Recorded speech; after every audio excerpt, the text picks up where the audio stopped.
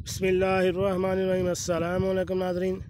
यानी आज की हमारी वीडियो का मौजू एक होम्योपैथिक दवा लाइकोपोडियम 30 फर्स्ट एड ट्रीटमेंट के तौर पर होम्योपैथिक मेडिसिन है।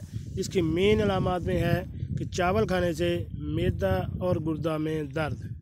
इसके इस्तेमाल का तरीका क्या है और किस डोज़ में इस्तेमाल करनी चाहिए, इसके बारे में अभी हम आपको तफसील से बताते हैं। तो वीडियो शुरू करने से पहले मेरी आपसे रिक्वेस्ट है कि अगर आप मेरे इस चैनल घर का डॉक्टर पर नए हैं तो मेरे इस चैनल को सब्सक्राइब करें और साथ बेल आइकन का बटन भी प्रेस कर दें ताकि ऐसी मालूमाती वीडियो आपको बार वक्त मिलती रहे। जी नाज़रीन, होम्योपैथी फर्स्ट एड, चावल खाने से मैदा और गुर्दा का दर्द और लाइकोपोडियम का किरदार। डॉक्टर मोहसिन चिदर साहब कहते हैं कि अगर किसी मरीज़ को चावल खाने की वजह से मैदा और गुर्दा में दर्द होना शुरू हो जाए तो लाइकोपोडियम 30 पावर की मकदार की एक डोज से दर्द ठीक हो जाता है।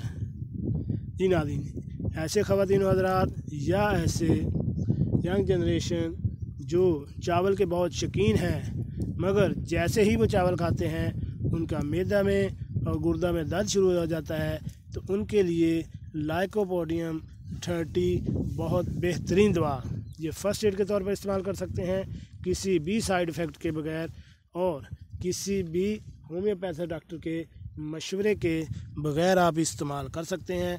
इसकी एक डोज़ से ही आप इंशाअल्लाह जितना मर्ज़ी चावल खाएंगे मगर आपके मैदे और गुर्दे में दर्द नहीं होगा। नाज़रीन, कैसी लगी आज की हमारी ये मालूमाती वीडियो? उम्मीद है आपको पसंद आई होगी। मिलते हैं एक नई वीडियो के साथ। अस्सलाम वालेकुम।